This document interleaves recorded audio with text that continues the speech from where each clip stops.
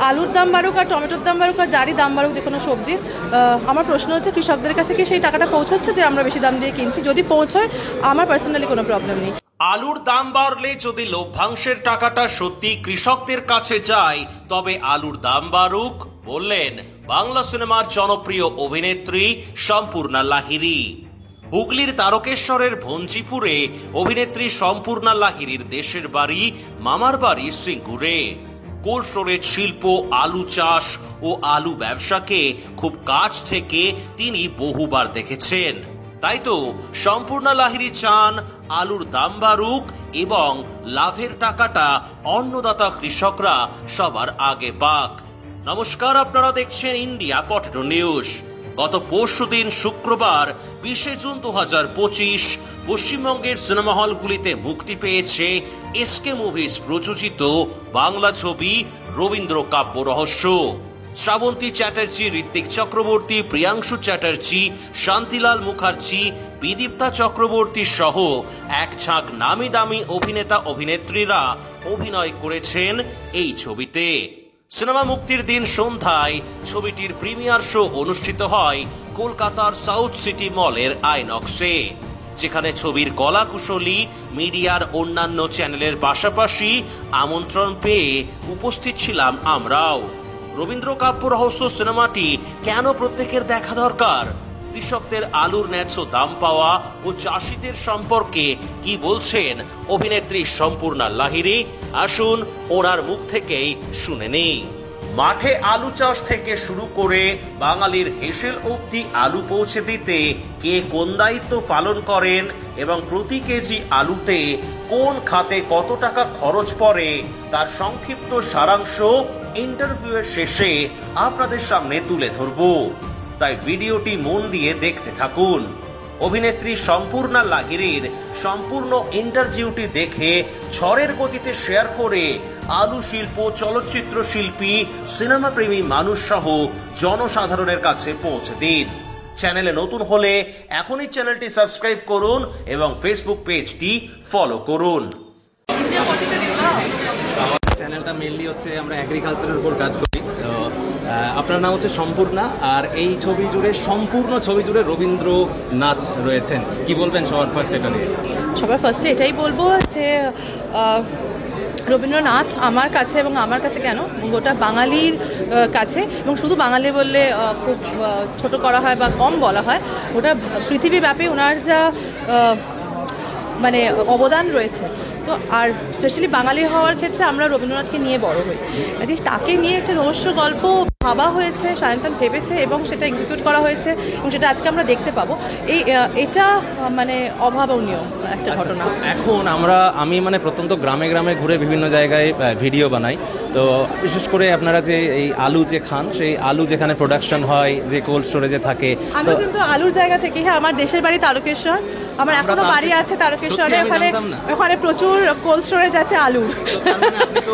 আপনি তো তাহলে প্রচুর মানে কৃষকদেরকে কাছ থেকে দেখেছেন। হ্যাঁ অবশ্যই। আমি একটা খুব মানে ডিটেলস একটু মানে তাহলে জিজ্ঞেস করছি, যখন আপনি তারকেশ্বরে বাড়ি বললেন আর আলুর মেইন কেন্দ্র তারকেশ্বর, হুগলি বললে ভুল কিছু হবে না? আমার বাড়ি তারকেশ্বর, মামার বাড়ি সিঙ্গুর।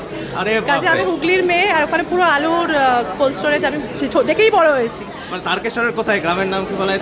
ভঞ্জিপুর। তারকেশ্বর মানে তারকেশ্বর মন্দিরের পাশে আমাদের বাড়ি এখনো আছে। আমি born and brought up in Kolkata, কিন্তু আমরা ছুটিতে বা কোনো গ্যাপে আমরা দেশের বাড়িতেই থাকতাম আর কি, যেতাম, মানে এখনো যাই। আচ্ছা, তো একটা জিনিস আমি একটু ডিটেলসে আপনার কাছ থেকে আমি এটা দর্শকদের উদ্দেশ্যে বলতে বলবো। এই যে দেখবেন, ধরুন আপনাদের কলকাতায় আমরা দেখেছি বিভিন্নবার যে কোনো জিনিস, ধরুন ইলিশ মাছ 1500 টাকা কেজি কিনতে কোনো মানুষের কষ্ট হয় না, কিন্তু একটা কৃষক যখন একটু তার ন্যায্য ফসলের দামটা একটু বেশি পায় বা হয়তো সাপোজ পায়, সেটা নিয়ে একটু মানুষ বাড়াবাড়ি করে। এটা কেন? আলুর দাম কি বৃদ্ধি হওয়াটা এটা কি খুব মানে অপরাধ? না, এটা ওই অ্যাঙ্গেল থেকে নয়, বিষয়টা একদমই সেই অ্যাঙ্গেল থেকে নয়। যেটা দাম বা যেটা তার খরচা কতটা হচ্ছে সেই অনুযায়ী তার দাম নির্ধারণ হয়। কিন্তু কৃষক না, কিন্তু এটা তো একটা পলিটিক্যাল প্রশ্ন, প্রথম কথা। হ্যাঁ, মানে ইটস আ পলিটিক্যালি অলমোস্ট।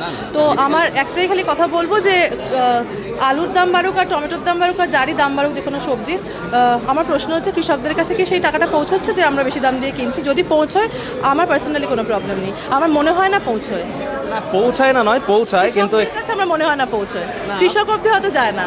না, পৌঁছায়। এবারে ব্যাপারটা কি হয়, দাম পাওয়ার যে মেন বিষয়, যেমন ধরুন এখন অনেক কম দাম পাচ্ছে কৃষকরা, তার মেন কারণ হচ্ছে এবছরে অধিক ফলনের জন্য।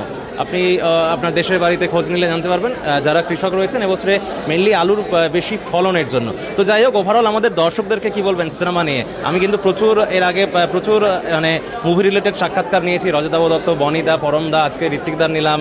তো কি বলবেন আমাদের যে দর্শক রয়েছেন তাদেরকে, যারা কৃষিকাজের সঙ্গে যুক্ত? বলবো যে মানে কৃষিকাজ সবাইকে মানে আমার অনেক অনেক অনেক স্যালিউট।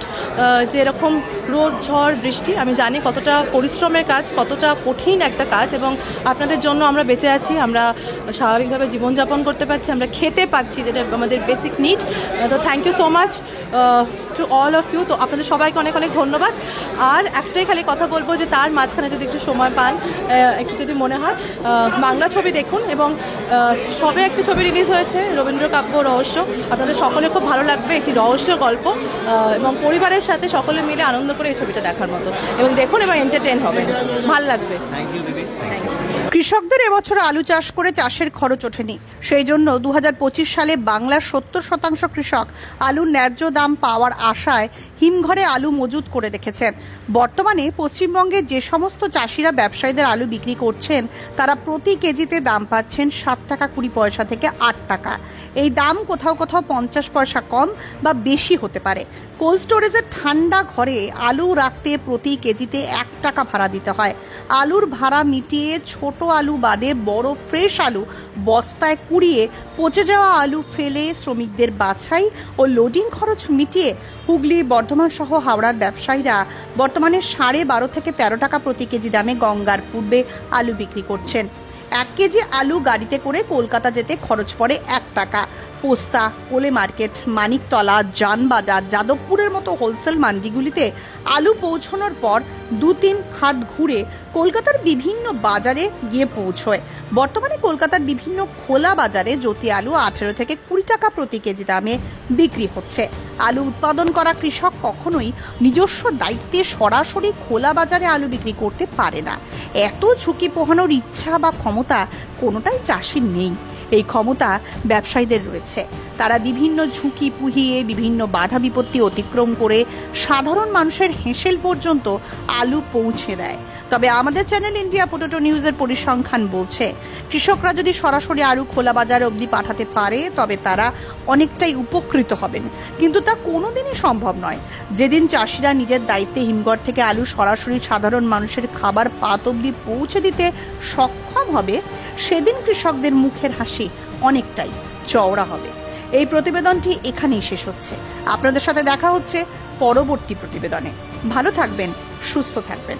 জয় হিন্দ, জয় কিষান।